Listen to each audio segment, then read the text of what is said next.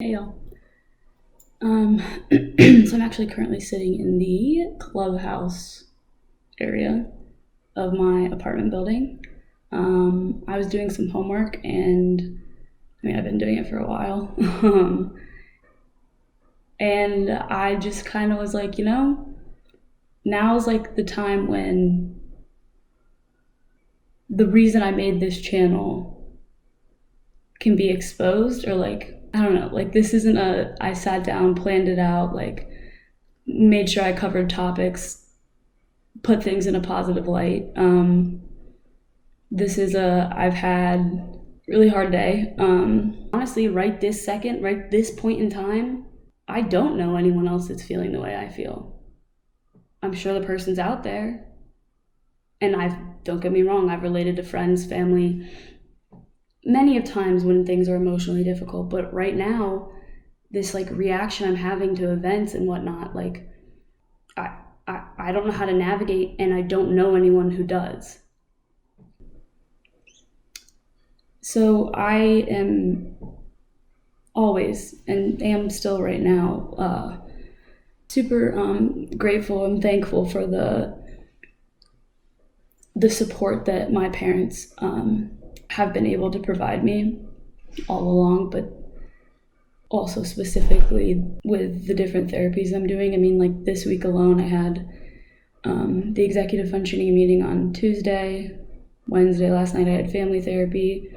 And today I had my one-on-one with my DBT therapist. And I'm not gonna lie, I'm pretty emotionally exhausted right now.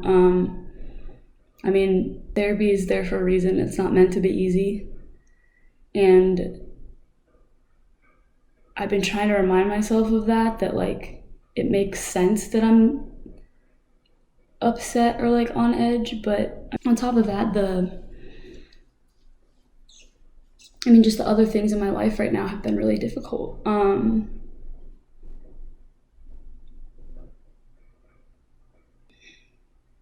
Obviously, I made that video on attachments, and it was a weird timing video. That's how it works out. That's when someone who was a fairly significant presence in my life for not a long time, but like a little while, I didn't realize how attached I was to them until our relationship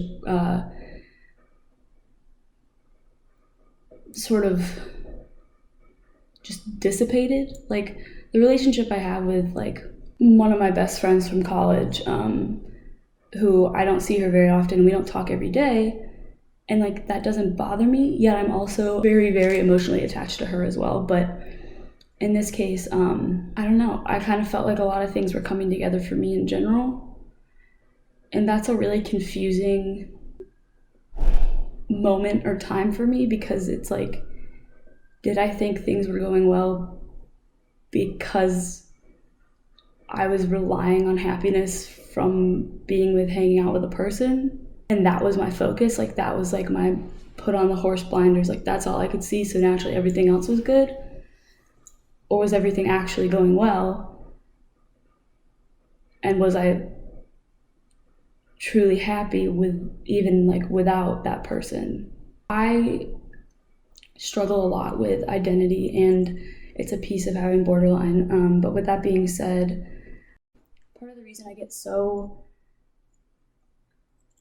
I think, attached or like connected to people, things, is because I feel like it kind of gives me like a purpose or like something to hang on to. Like I finally feel like a person. And I don't really know how to explain it very well, but there's this void, and it's not like what I would describe the void or emptiness feeling of depression, but it's this like constant state of like boredom almost, and just like, yeah, like empty boredom. And when someone or something like I get excited about, I go full force, 110 miles an hour straight into it, like giving it my all, and like basically like just like fully committing myself and putting in all that effort. And I guess I just like, I don't realize it at the time. I don't realize it until after, but like I somewhat like expect other people, especially to like, or have expected that they were on the same like level as me. I don't really know that that made any sense. At the different points in my life, like I've always been me, right? Taylor. I would say people always described me as outgoing. But from the time I was 8 until the summer going into my sophomore year of college, I was Taylor the swimmer. And so that was my identity. That was like, in very simple terms, who I was. It's where I spent my days. It's who I spent my time with. It's the kind of athletic vibe that I gave off. I mean, I talked about swimming and lifting all the time. I was like super into lifting and CrossFit, and like because all of that was supposed to help swimming. And with that being said, because my identity was so wrapped up in swimming, when I swam poorly or didn't fulfill my expectations, my parents were always supportive and were not the type of parents where they were like, you have to be this fast and do this. Like I'm where the pressure came from. I still don't know why, but it happened, whatever. And so that's when I would react the worst. And I mean, in those years, it's kind of around the time when self-harm like started to really pick up, and I wasn't good enough, or I wasn't like worthy of importance if I wasn't good at swimming. And if you would have asked me that at the time, I don't really think that would have been my answer, but looking back on it now, that's definitely what it was. But I was Taylor the swimmer, and when I went to college, I planned on being Taylor the swimmer because I went and swam in college. But then as college swimming came and passed, I was in that summer and I was like, I can't go back. And so I made the decision not to, and I decided to do pre-med. And that sophomore year is when everything started to like significantly decline and fall apart. It was April of my sophomore year of college that was the first time I went and got stitches for self-harm. I mean, it had increased tenfold, and I didn't understand why. I was trying to do schoolwork in the fall, but I was doing pre-med and I didn't resonate with it. I didn't have a connection with it. So I was just kind of like existing. And I had a boyfriend at the time, and I now also realize like I very much like tethered my identity to him in being as supportive or as happy as I could be. And that was also the year I rushed to sorority. And so like those things made it so that I didn't realize at the time that it was my identity that I was so desperately trying to find again. But looking back on it, I had a void. I was no longer Taylor the swimmer. Who was I now? What? Like basically I don't matter because my grades aren't good enough to be the academic. I'm the smart one. I'm pretty social, and like I would say like I can be friends with anyone, but a lot of times that friendship only goes to like events, like in my sorority, and like that's on me. Like that's not any of my sorority sisters who were always phenomenal, but like I chose when I chose to be social. And I think I tried to kind of make my sorority that identity piece, and I wanted to get involved and do all these things, but so many other things in my life were clashing that it just wasn't possible. And I mean, honestly, and I think what I'm about to say is like a super controversial. It's the shadow. I was like, I'm not moving the camera. Sorry, guys.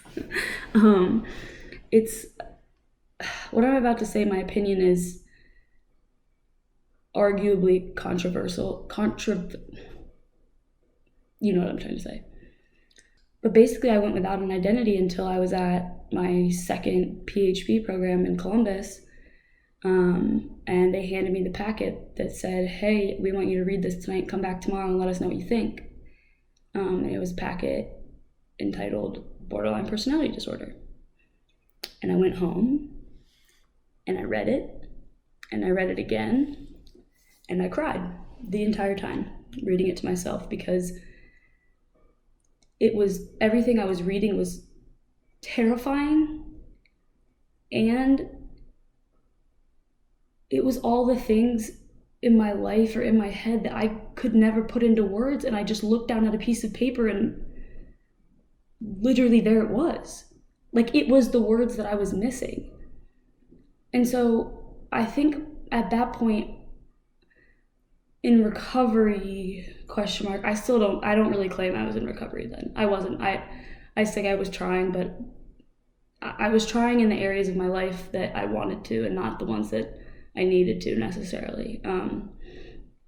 But I kind of made that my identity, and that also is a slippery slope, because obviously having borderline is very unpredictable and to the extremes, and all it would cause me to do is like ruminate or question everything, or like in other situations be like, well, wait, this didn't happen like that, does that mean I don't have borderline? And then I'd get this like twinge feeling of like, well, but if I don't have borderline, then what's going on? And I just want to be clear, because I've gotten this back before, and actually nothing makes me more angry. I by no means in no way was like exacerbating symptoms or like trying to display what it would be to have borderline. That's not it. It would be like after the fact of something, like a freak out or a depressive period, like especially when I had depression and borderline, that was super confusing for me. Because with borderline, you have these erratic high to low frequent changes in mood, and when you're depressed, it's all the way down, just this monotonous, like horrible blah. What I wasn't realizing was I was so far down in depression that my like highs of my emotion were me feeling like a little happy. But at the time I was like, well, this must mean I don't have borderline, so then what the hell's going on? And I don't really know when that changed. I tried to get more involved in my sorority my junior year. This was also the year that my boyfriend at the time and I started to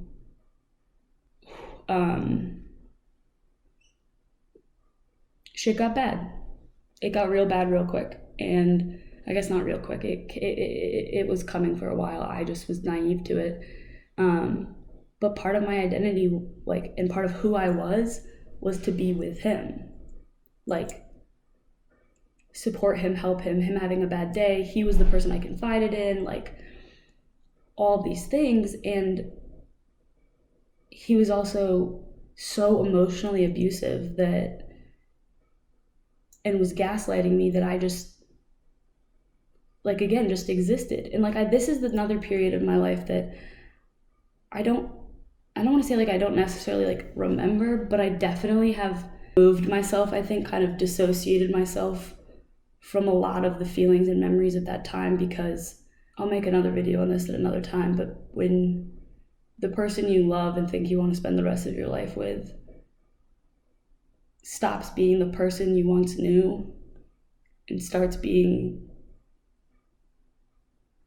everything the world tells you is bad, but I didn't listen to it, basically because I was so invested in him and I had already decided in my head, like, this is where my life was going, I have to commit to it, he'll get through it. I let things escalate. What I'm trying to say is, like, I know for a fact, like, I know the time period between when I quit swimming and when I quit swimming and like started doing other life things. Like, I know that I was at an identity crisis right then and there because it's a big event. But like, it happens so often on such little things, like who I'm hanging out with at the time. If I'm hanging out with one person more than a group of people that I used to hang out with, like, the style of clothes I wear changes, the way I talk changes, the phrases I say, the way I text, who my priorities are in terms of my time.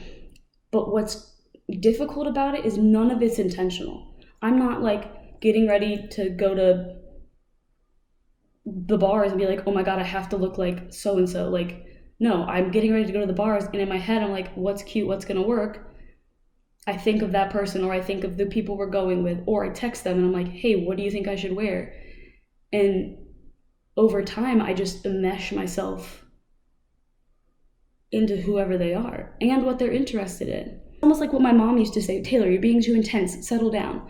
To me, I do feel intense, like it's uncomfortable, but it's a feeling in a positive direction. Therefore, I don't want to lose it. Like, I want to be excited and ready to go and do things and whatever, make my life have purpose, meaning, excitement. I don't want it to feel empty. And when I moved to Georgia, I mean, I would say residential, and when I did like outpatient after, my identity became being in treatment, which, I mean, I was in treatment so many times before, and then during the time that, like, that's not unusual, nor is it a negative thing either. Like, I'm trying to focus my life on what I need to do to get better. Obviously, that's going to kind of become like what's going on, but I had a group of people that I kind of moved in around the same time they were there, they moved out, whatnot. Like, we were all just together for months, and those were my people. But then one by one, we each graduated. One by one, they either went back home to other states or didn't have a car or had to work. And like, then I was already living in sober living, where I didn't really find my people. I didn't connect. I got that empty feeling back again. And that was the time period that over multiple occasions, I ended up back in the ER self-harming. And I actually kind of didn't even think about that till right this second. Yeah, those were times I felt like especially disconnected from people. And when I graduated treatment, I was like, I'm supposed to feel successful. But what people always said, like staff always said, like, Skyland isn't like the finish line. It's the beginning. Like, you're leaving here at the start of where you can go to build your life and live your life. But I didn't even feel that way.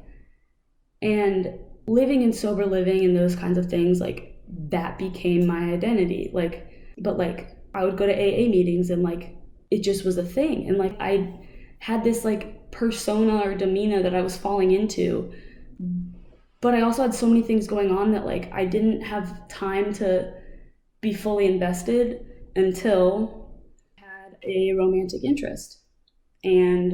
But I kind of started seeing someone, and it wasn't until things started kind of pulling back that I realized just how much I'd put my identity, music, things I was doing, ways I was talking, and I was so blinded, like I supported it fully. And then when things fizzled out,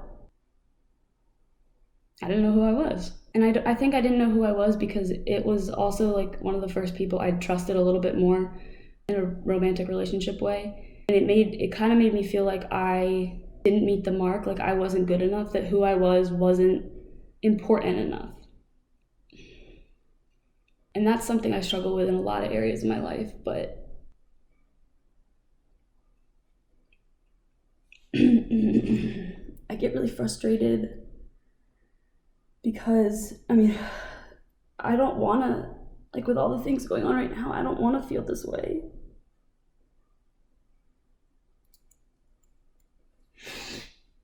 I don't want to invest everything into someone and then realize only after the fact that like all of the things I had going on, or like that I was into or interested in, were because of that person. And so then when inevitably that person like wasn't in my life anymore in one way or another in terms of the relationship, I'm left feeling this feeling like, what am I supposed to do? And I get this like deep-rooted shame about it because I feel like it's wrong to be that way. It's wrong for me to have expected so much out of someone so quickly. It's wrong for me to feel as badly as I do Or why can't I just figure out who I want to be? And now I'm left in that really confusing state because spending time with this person and their friends and kind of like, I mean, everyone has like a lifestyle, whatever. It was one I hadn't really ever been a part of before, and I really, really enjoyed it. And I think that is one of the pieces too that scares me the most is like, yeah, I miss the person and I had formed an attachment and like it just, but I also feel like now that means I've lost all of those things that I enjoyed. And I'm not sure if this is making any sense, but like I said, this was just really spontaneous and basically I've just been lost. And I think the biggest summary I have is I don't want to, it's not because I'm not motivated. It's not because I don't desire things or want things or have goals. It's that I not only don't know what I want to do in life, but I literally don't know who I am. And I mean, I'm working on it with my therapist, but I'm still not really sure how to deal with that. This is the most aware of it I've been. And I think that's because of going through all of the treatments I've done and learning what I've learned over the last 4 years now. Holy shit.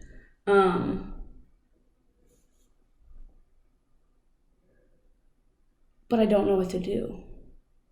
Like, this is how it's been for a lot of different things, either positive or negative, but if I see something that I associated with that person or an event or that thing, the emotional reaction I have is so immediate and so strong that it's like overpowering and all-encompassing, and then that's when my automatic thoughts go through and it's all I'm thinking about. And I'm like, I picture immediately in my head like a time that so-and-so said this, we did this, it was a super happy time, now that's never gonna happen again.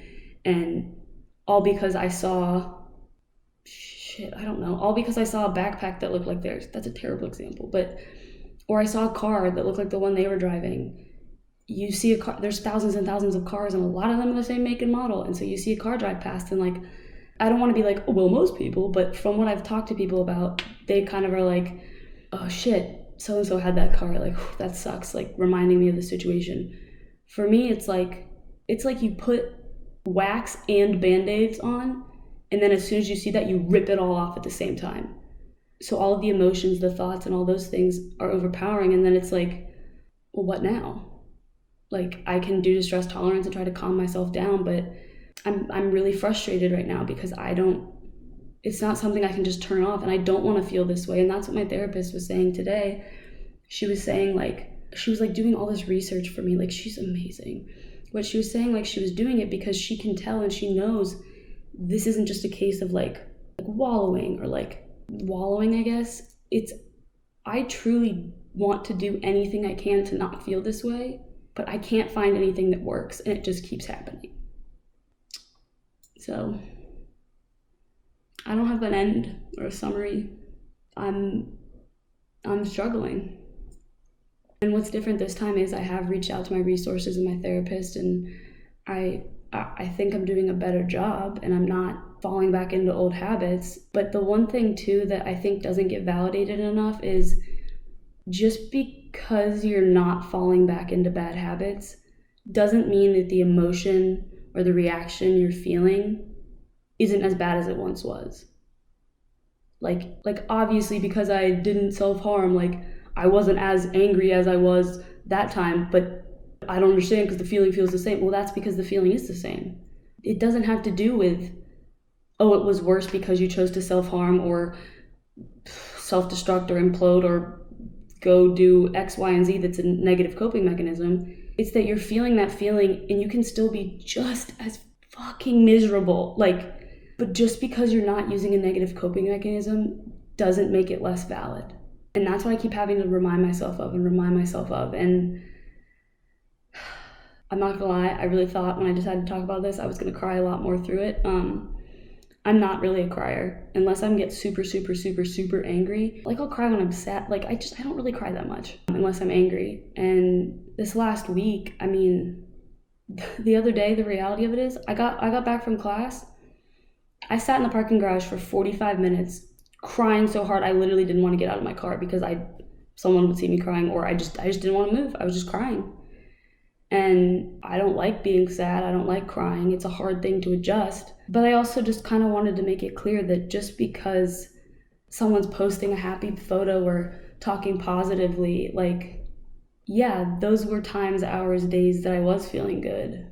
So like maybe making this video and saying all this like stuff, maybe someone watches it and they think like, wow, damn, I didn't realize other people did that, or I didn't realize other people thought that. Because when it comes to identity, there's all of that bullshit, like like stigma or like stereotyping that's like, oh, you just want to be like that person, so you're copying them. Like you're just a copycat, you're a follower, you're unoriginal. Like, no. Try being unoriginal not only in your outfit, but feeling like every day you go out to present yourself to the world and you feel like maybe 4% of every piece of you is maybe the actual you, and the rest is all pieces from other places, other people. It's like going around with all the people who I experience these emotions with, or happy, sad, anything, like, or the brands that like I get caught up on or hung up on. Like someone made a dress or a shirt out of them and I'm just walking around with it on me like it's a part of me, because it is.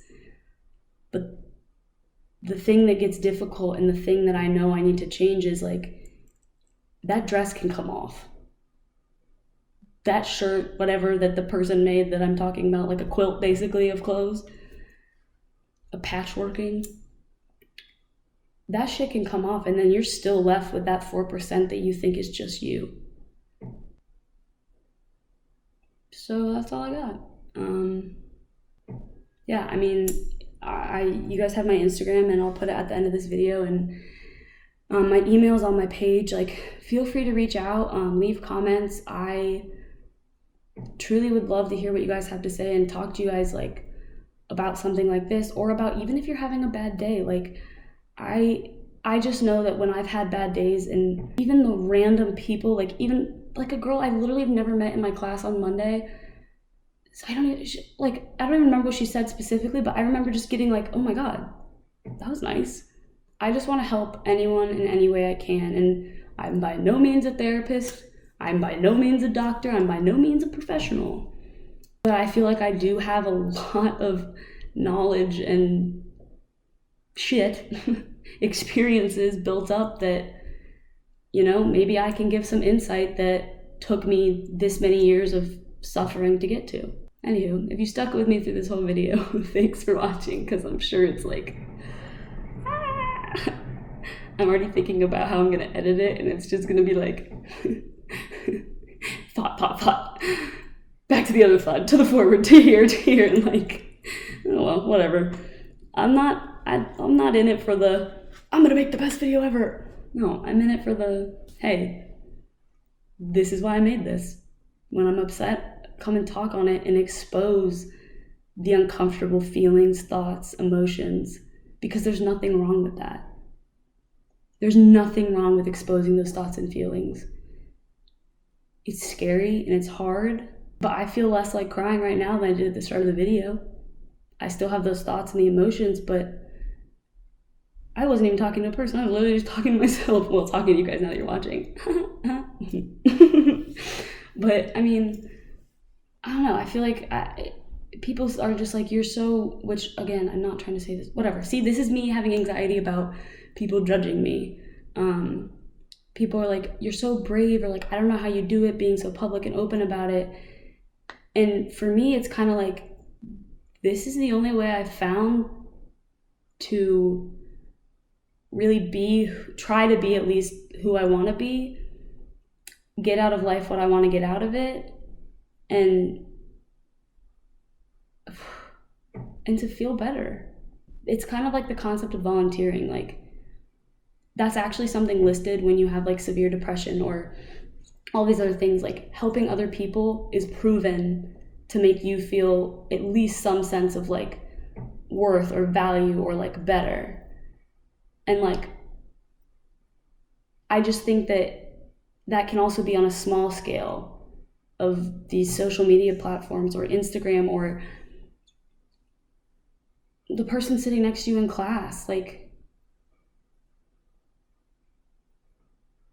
I don't think it's courage. I think it's I don't think it's courage. I think it's kind of like telling on myself. Like here, let me tell you all of this and you decide what to do with it, or you tell me what you think of it. And I don't know, I learn best from other people, and so I just kind of hope maybe someone can learn best from me. Thanks, guys.